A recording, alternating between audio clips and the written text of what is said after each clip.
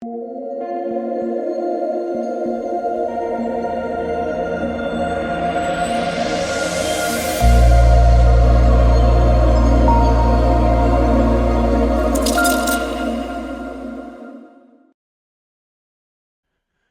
what is going on, guys? It's DK. Back at you with another video here to talk about some player props I like for the NBA slate March 1st. If you guys are new to the channel, welcome. My name is DK. I make content for daily fantasy sports for Prizepicks, which is, again, is a player prop site, and for NBA Top Shot / NFL all day. Premium content. If you guys are DFS players, I offer more in-depth content.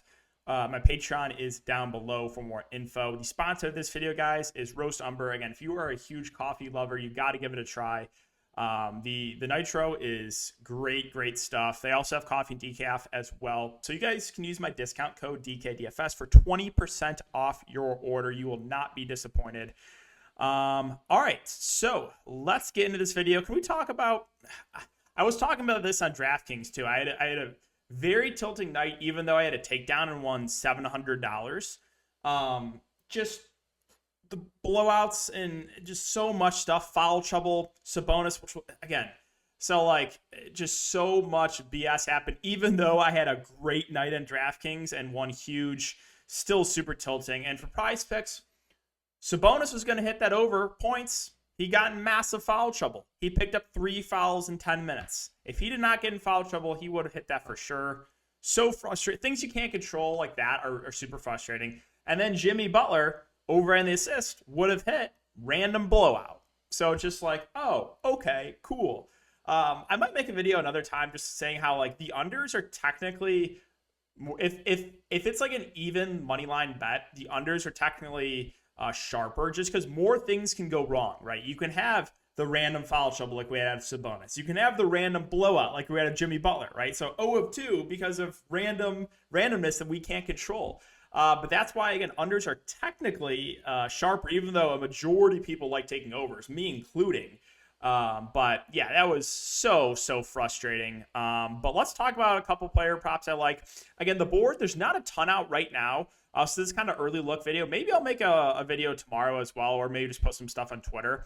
But there is 2 that I do think stand out, even with there being not much that is listed right now. So the first one is Clint Capella, over 11.5 rebounds. So let's talk about what we know here with Capella. Okay, so let's go over to DraftKings. And what we know is John Collins is doubtful. So right now, not expecting John Collins to play, which is huge for Clint Capella, right? That is huge news. If for knowing my luck, we'll take the over here in Capella and John Collins will end up playing. But assuming there's no John Collins, Clint Capella gets a massive bump, right? He goes from a player that was playing around 20 minutes to about 30. So let's just go over these recent games for Capella, and we'll talk about why I like the over in 11.5 rebounds, okay?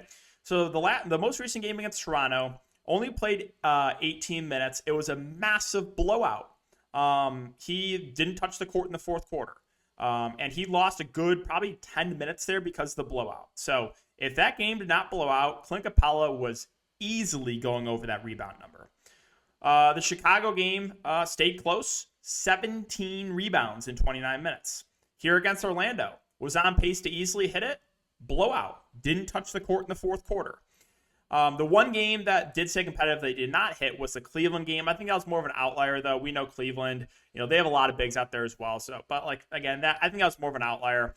Boston here, so game stay competitive, 17 rebounds. That's who they're playing tomorrow, Boston Celtics. Game against San Antonio. This was with, I believe, John Collins in the game. 11 boards. Pacers, 12 boards, right? And then you're back to the point where John Collins was in the lineup and he was averaging like around 10 rebounds.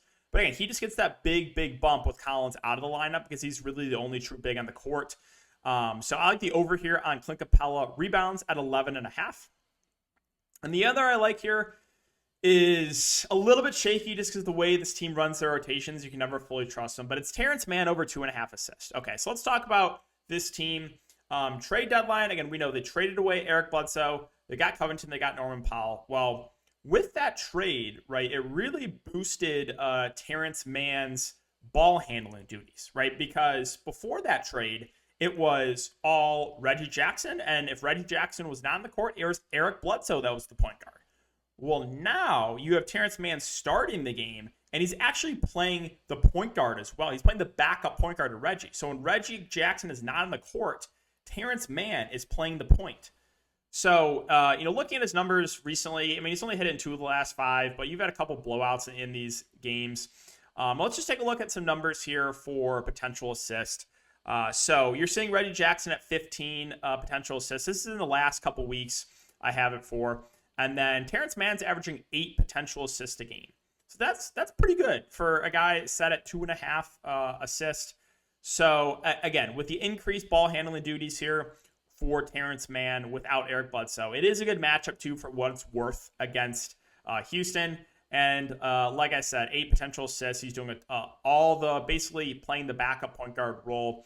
So I like taking the over here on the 2.5 assists. The only thing you have to worry about really is with the Clippers and the rotations. They will at times kind of go with a hot hand. So like we've seen games actually where Reggie Jackson has gotten benched down the stretch. We've seen games where Terrence Mann isn't close. So, there is a little bit of fluctuation with the minutes there, but those are the 2 I'm liking right now. Again, there's not much on the board, but I did want to get a video up tonight for the slate tomorrow. So that's going to wrap it up for the video, guys. Let's hope we have no bad variance. So let's hope for no foul trouble, no ejections, no injuries, no random blowouts. That would be greatly, greatly appreciated. But I hope you guys have a good night, and I will see you all in the next video.